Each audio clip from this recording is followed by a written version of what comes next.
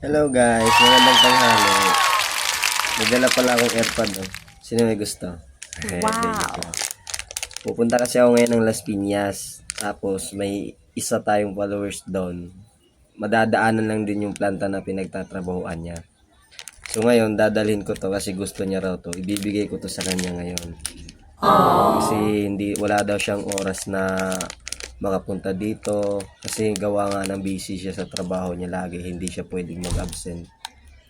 Yung planta na din na yon, madadaanan lang din yun kasi sa kalsada lang yun eh. Pagdaan ko doon, andun lang yung planta. So pag paalis na ako dito mamaya papuntang Las Piñas, message na natin siya, sabihin ko na papunta na ako para mag-abang na lang siya sa kalsada.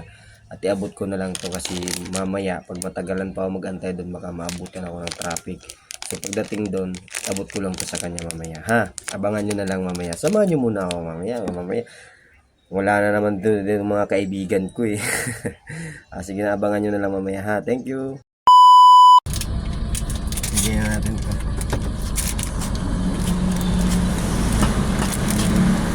Saan mo? Bakal mo naman maglakad. Ano ba yan? Pre. Ano? Kamusta ang tropa dyan? Ano, tukod. Gana. Salamat. Sige. Ingat kayo sa biyahe. Bakit na ako sunod? Las Piñas, tapos ko nang bigyan yung isa. Hello Las Piñas. Ayun na, Las Piñas na kami guys. Malapit na kami sa aming pupuntahan. Stoplight kasi, dito muna kami. South Mall, Las Piñas.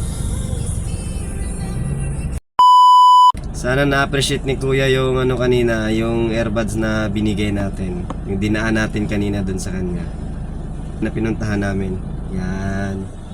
Kakarating lang din namin. Tapos kanina, pagkatapos natin siyang bigyan, hindi na ako nag-video kasi mahirap mag-video na nagdadrive. Baka mamaya mahuli pa tayo. So yun lang. Bye-bye.